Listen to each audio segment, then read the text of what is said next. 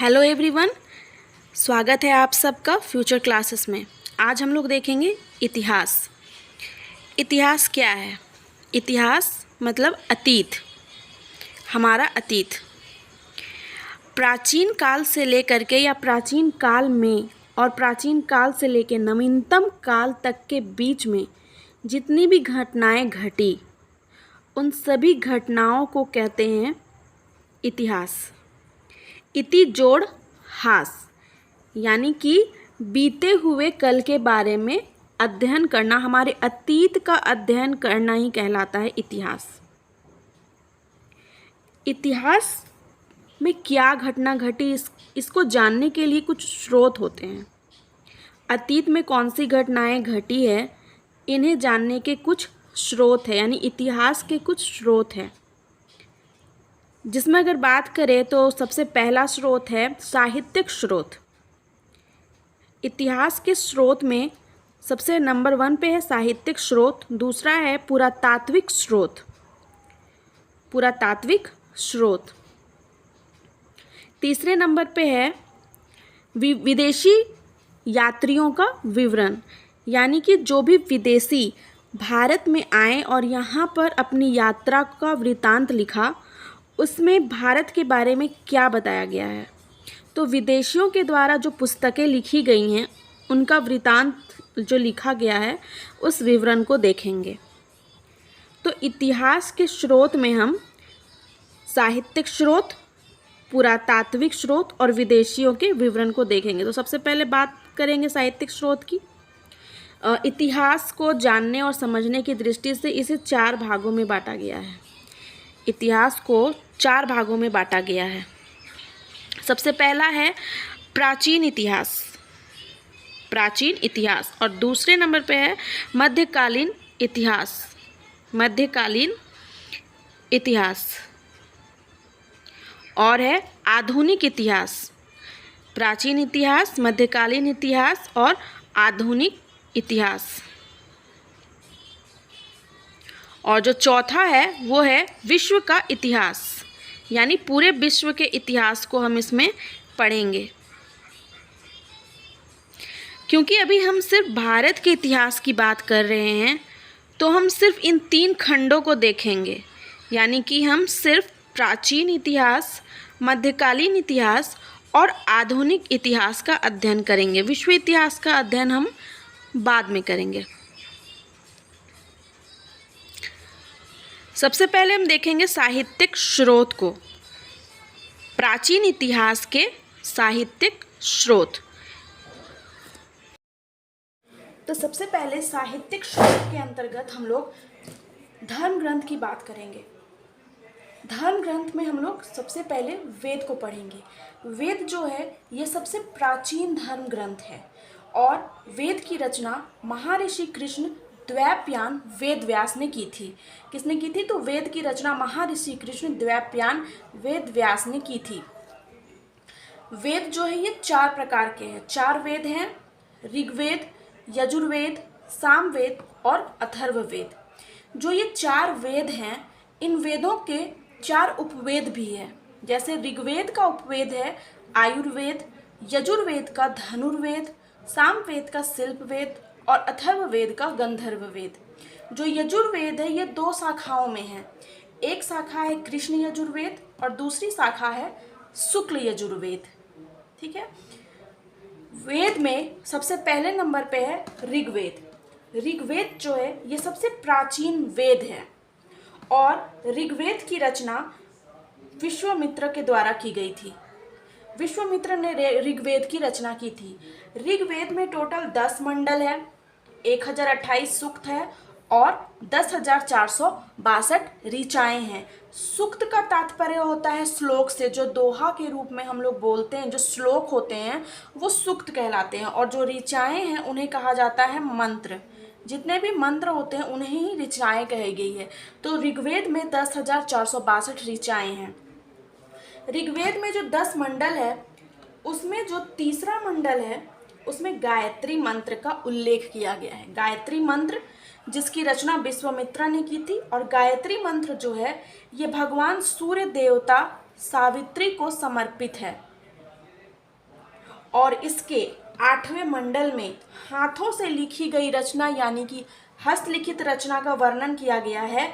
Question अब पूछेगा कि हस्तलिखित रचना किसे कहा जाता है या खील किसे कहा जाता है, खील किसे कहा जाता है। तो हस्तलिखित रचनाओं को खील कहते हैं, जिसकी बात ऋग्वेद के 8वें मंडल में की गई है। वहीं अगर 9वें मंडल की बात करें तो ऋग्वेद के 9वें मंडल में सोम देवता का उल्लेख किया गया है और इसके 10वें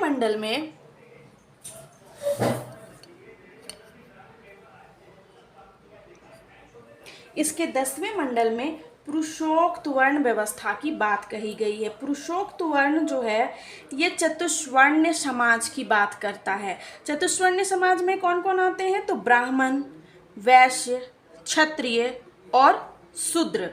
जो कहा जाता है कि जो ब्रह्मा है उनके मुख से उत्पन्न हुए ब्राह्मण और उनकी भुजाओं से उत्पन्न हुए वैश्य तथा उनकी जांघ से उत्पन्न हुए क्षत्रिय और उनके पैर से उत्पन्न हुए शूद्र। ऋग्वेद में एक शब्द आएगा अधन्य या अघन्य।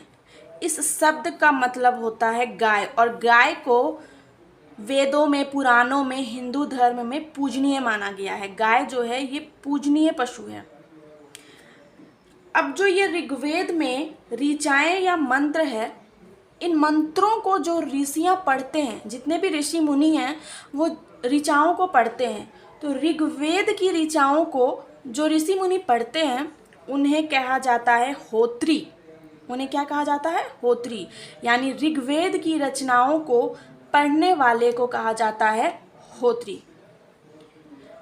साहित्यिक स्रोत में ब्राह्मण ग्रंथ के अंतर्गत आता है धर्म ग्रंथ और ब्राह्मणोत्तर ग्रंथ देखेंगे। इन सारे ग्रंथों को पढ़ने के बाद हम देखेंगे ब्राह्मणोत्तर ग्रंथ, जिसमें हम जैन धर्म, बौद्ध धर्म यानी जातक और आगम जैसे ग्रंथों की बात करेंगे। ये तो हो गया ऋग्वेद की बात। ऋग्वेद की रचना विश्वामित्र ने की थी, जिसमें 10 मंडल, 1028 सूक्त और 10,462 ऋचाएं हैं। साथ ही इसमें इंद्र के लिए 250 और अग्नि के लिए 200 ऋचाओं का वर्णन किया गया है। इंद्र के लिए 250 मंत्र लिखे गए और अग्नि के लिए 200 मंत्र लिखे गए। अब बात करेंगे यजुर्वेद की। तो यजुर्वेद जो है इसकी 2 शाखा है। पहले भी हमने देखा इसकी 2 शाखा, एक है कृष्ण यजुर्वेद और एक है शुक्ल यजुर्वेद। ठीक है, यजुर्वेद क्या है? तो वेदों में बात करें अगर हम मंत्र की, तो मंत्रों का सही सही उच्चारण करना या फिर मंत्रों को कैसे बोलना है, इसका जो नियम है, मंत्र पढ़ने का जो नियम है या फिर बलिदान का जो नियम है, बलि किया जाता है तो जो बलिदान का जो नियम होता है, इन नियमों का उल्लेख किया गया है यजुर्वेद में। ठीक है, यज्ञ का नियम, यज्ञ किया जाता है तो उसमें कुछ मंत्रों का प्रयोग किया जाता है। तो उन मंत्रों को या यज्ञ को कैसे करना है, इन सब नियमों का अनुपालन कैसे करना है, बलिदान कैसे करना है, इन नियमों का जो उल्लेख है वो है यजुर्वेद में। यजुर्वेद जो है एक ऐसा वेद है जो गद्य में भी है और पद्य में भी है, यानी इन दोनों चीज में है ये यजुर्वेद। गद्य और पद्य क्या होता है? तो जो गद्य है, जब हिंदी व्याकरण पढ़िएगा तब आपको समझ में आएगा कि गद्य और पद्य क्या होता है। गद्य जो होता है ये कहानी के रूप में होता है, निबंध के रूप में होता है, ये है गद्य। और जो पद्य है ये गीत है, कविता है, या कह सकते हैं दोहा है, जिसको गाना के रूप में गाया जा सकता है, ये वो है पद्य। और जिसको पढ़ना होता है कहानी की तरह, वो होता है गद्य। तो जो गद्य है और पद्य है, इन दोनों तरीकों से यजुर्वेद को लिखा गया है। ठीक है, ये तो बात हो गई यजुर्वेद को। अब ये यजुर्वेद को जो पढ़ते हैं, जैसे ऋग्वेद को जो ऋषियाँ पढ़ते हैं उन्हें होत्री कहते हैं, उसी तरह जो यजुर्वेद को पढ़ते हैं उन्हें कहा जाता है अध्वर्यु। जो यजुर्वेद को पढ़ते हैं उन ऋषियों को कहा जाता है अध्वर्यु। ठीक है, ये यहाँ तक हो गया। अभी बात करते हैं यजुर्वेद। यजुर्वेद के बाद आता है सामवेद। यजुर्वेद के बाद आता है सामवेद। सामवेद जो है ये संगीत का जनक कहा जाता है। इसको सामवेद को संगीत का जनक कहा जाता है क्योंकि ये पद्य के रूप में लिखा गया है और सामवेद में ही गीत गाना आरंभ हुआ था, संगीत गाना आरंभ हुआ था। इसमें क्या है, इसमें यज्ञ के बारे में जितने भी मंत्र हैं उनको गाया जाता है, उसके बारे में बताया गया है। यज्ञ जब होते हैं तो उनमें जो मंत्रों का उच्चारण होता है उसको मीन्स सस्वर मंत्र। जब कभी यज्ञ होगा, पूजा पाठ होगा और बहुत सारे पंडित लोग एक साथ मिलकर मंत्रों का उच्चारण करेंगे लयबद्ध तरीके से, तब सुनिएगा, उसे कहते हैं सस्वर पाठ करना, लयबद्ध तरीके से पाठ करना। यज्ञ में जब मंत्रों का लयबद्ध तरीके से, सस्वर तरीके से मंत्रों का उच्चारण होता है, लगेगा कि वो गाना गा रहे हैं, गीत संगीत चल रहा है। तो उसको कैसे करना है, कैसे गाना या कैसे मंत्रों का उच्चारण करना है, इस बात को सामवेद में बताया गया है।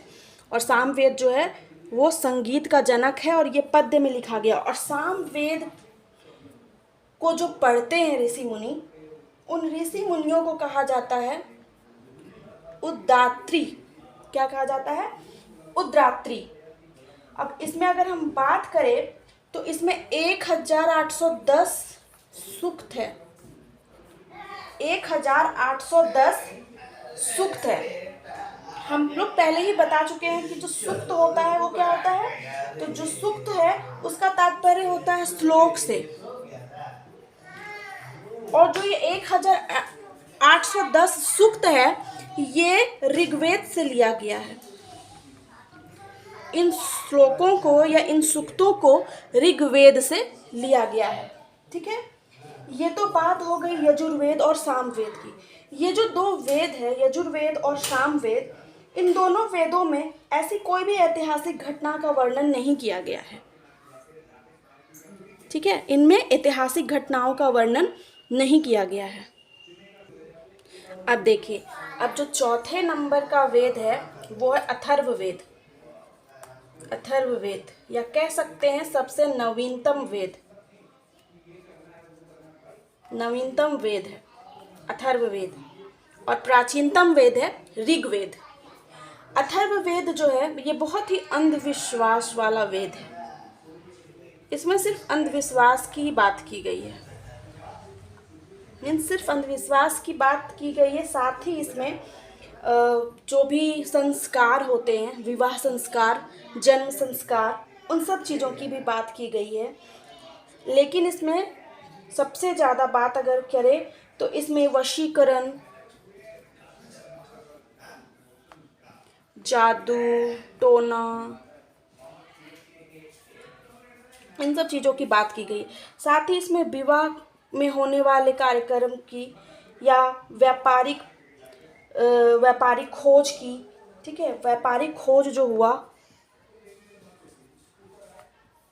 भारत में भी व्यापारिक खोज किए गए, उन खोजों की, विवाह कर्म की, या फिर बात करें तो औषधियों की भी बात की गई है इसमें कि कौन सी औषधि जो है वो किस काम आती है। तो औषधि की बात की गई है, क्या रोग होता है और उस रोग का क्या निवारण किया जा सकता है औषधियों से, इन सब की बात अर्थवेद में की गई है।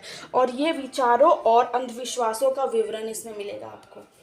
इस वेद को पढ़ने वाले को कहा जाता है ब्रह्मा। इस वेद को पढ़ने वाले को कहा जाता है ब्रह्मा।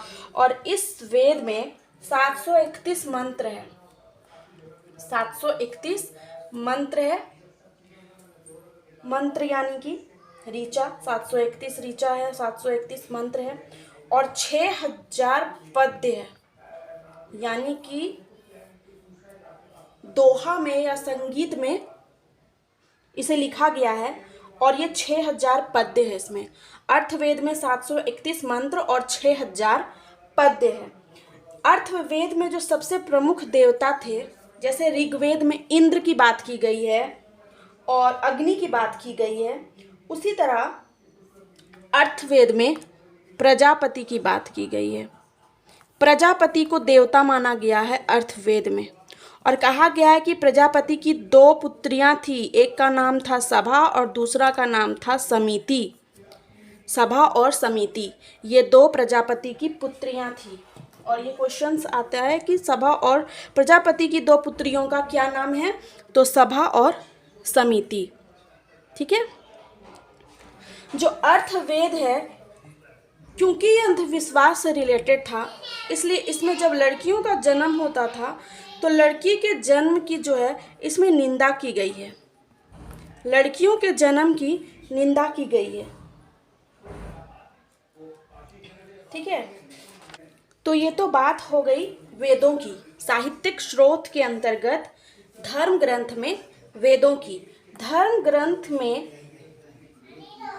वेद के अलावा हमने वेद देख लिया, कौन कौन से वेद हैं।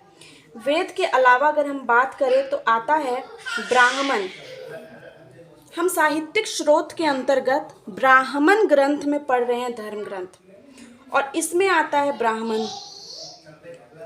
इसके बाद आता है आरण्यक, फिर आता है उपनिषद, वेदांग, पुराण, महाकाव्य।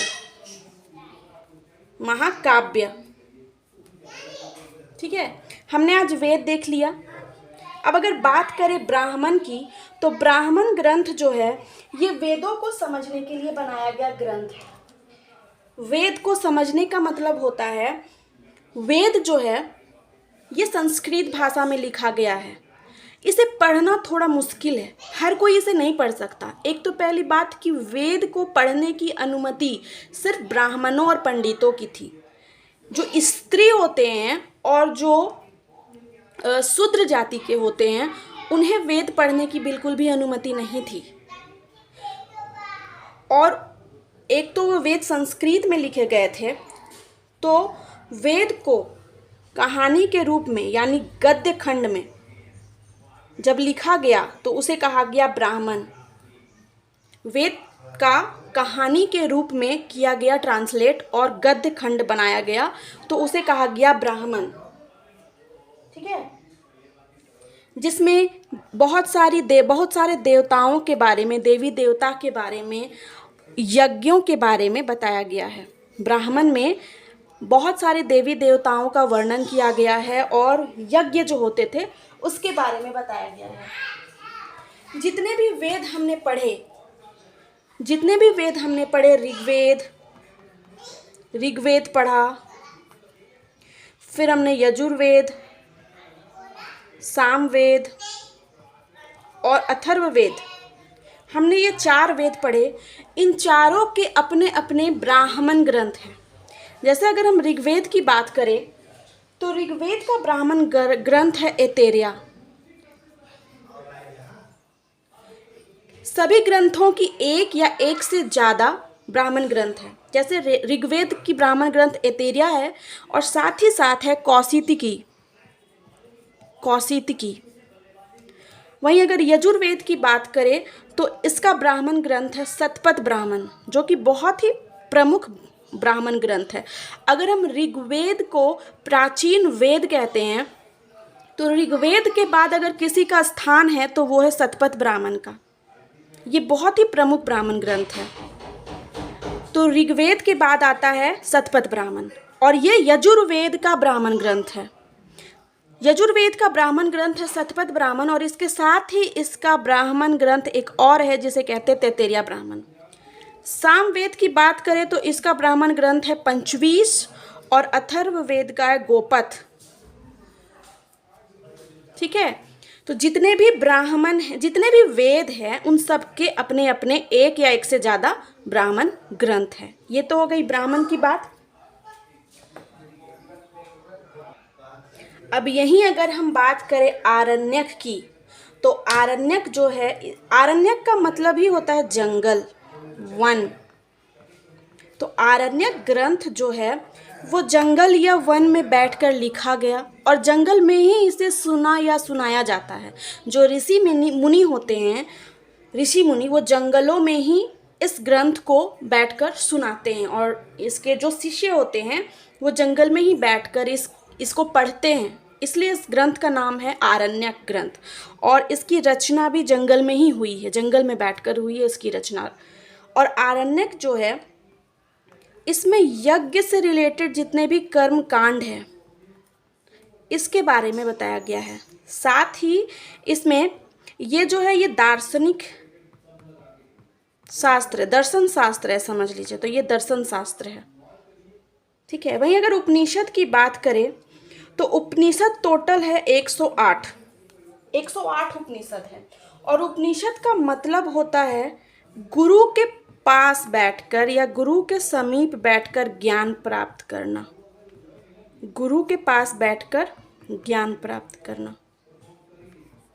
उपनिषद यानी कि समीप बैठना, तो गुरु के समीप बैठकर ज्ञान प्राप्त करने को कहते हैं उपनिषद, जिसकी संख्या है 108 उपनिषद है, जिसमें कि 13 उपनिषद जो है वो मूलभूत उपनिषद की गिनती में आते हैं। और अगर बात करें इसमें जो उपनिषद है उसमें एक उपनिषद है मुंडको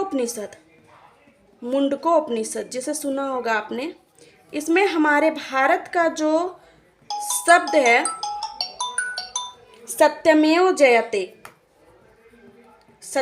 जयते, इस शब्द को मुंडको उपनिषद से लिया गया है। ठीक है, मुंडको उपनिषद से सत्यमेव जयते लिया गया है। और सबसे छोटा उपनिषद जो है, सबसे छोटा उपनिषद की बात की जाए तो सबसे छोटा उपनिषद है छंदोग्य उपनिषद। सबसे छोटा उपनिषद है छंदोग्य उपनिषद। एक और उपनिषद है जिसका नाम है जबालोपनिषद। ठीक है, जबालोपनिषद। इसमें जो 4 आश्रम होते हैं उनकी बात की गई है। 4 आश्रम होते हैं जैसे संन्यास, गृहस्थ जीवन, ब्रह्मचार्य, इन सब आश्रमों की बात की गई है जाबालोपनिषद में। ठीक है, जाबालोपनिषद में इनकी बात की गई है। देखिए, वहीं अगर हम बात करें वेदांग की तो वेदों को भली भांति समझने के लिए जिसकी रचना की गई उसे कहते हैं वेदांग। ये वेदों को समझने के लिए बनाई गई है। वेदों को समझने के लिए जिसकी रचना की गई उसे कहते हैं वेदांग। वेदांग की संख्या है 6 वेदांग है। कौन कौन सा है? तो सबसे पहला वेदांग है शिक्षा, दूसरा है कल्प, व्याकरण, निरुक्त, छंद और है ज्योतिष।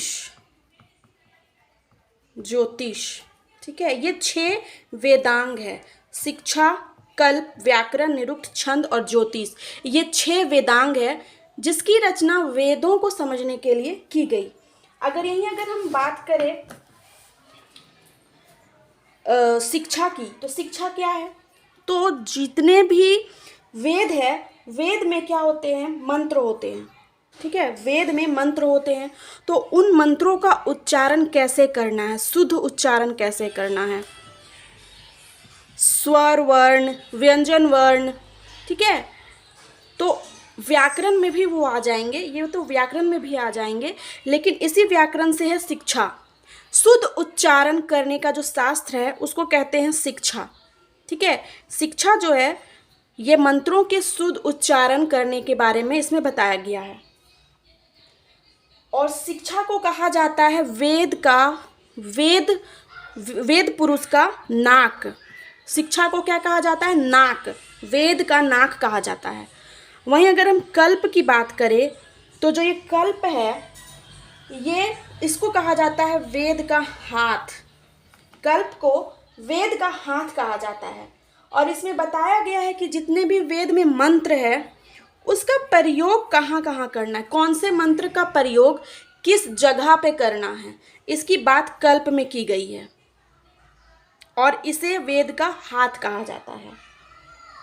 जो कल्प है ये भी 3 हैं, 3 कल्प होते हैं, जिसमें आता है श्रौत सूत्र और गृह सूत्र और आते हैं धर्म सूत्र, और जो तीसरा कल्प है उसे कहते हैं धर्म सूत्र।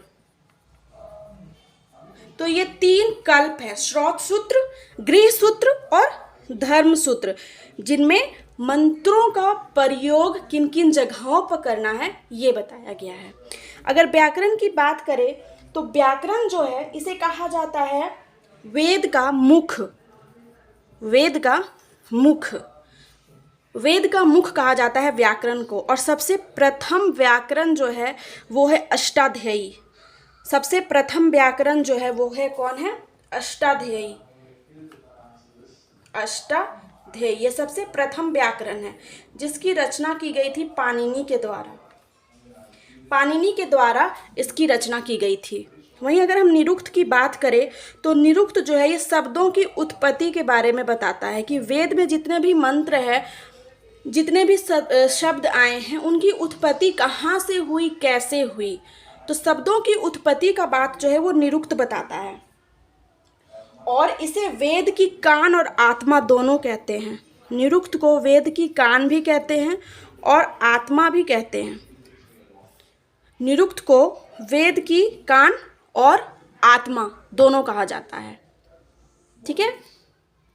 अब देखिए, यहीं अगर हम ज्योतिष की बात करें तो जो ज्योतिष है इसमें क्या है कि जितने भी यज्ञ हुए, वैदिक यज्ञ हुए, अनुष्ठान किए गए जितने भी, उन सब के समय का पता चलता है इस ज्योतिष से। नक्षत्रों का वर्णन किया गया है इस ज्योतिष में। कितने नक्षत्र हैं, इन नक्षत्रों का क्या प्रभाव पड़ता है, वेद में जितने भी यज्ञ है, मंत्र है, उसका कैसे प्रयोग करना है नक्षत्रों के हिसाब से, उन सब का बात किया गया है इस ज्योतिष में। और इस ज्योतिष को वेद का नेत्र कहा जाता है। वेद का नेत्र कहा जाता है। ठीक है। ये तो बात हो गई वेद, ब्राह्मण, आरण्यक, उपनिषद और वेदांग की। अब हम नेक्स्ट वीडियो में पुराण और महाकाव्य देखेंगे। ये जो 2 है पुराण और महाकाव्य, इन दोनों के बारे में हम नेक्स्ट वीडियो में बात करेंगे। अगर आज का ये वीडियो अच्छा लगा हो तो प्लीज़ मेरे चैनल को सब्सक्राइब और मेरी वीडियोस को लाइक ज़रूर करें। Thank you so much.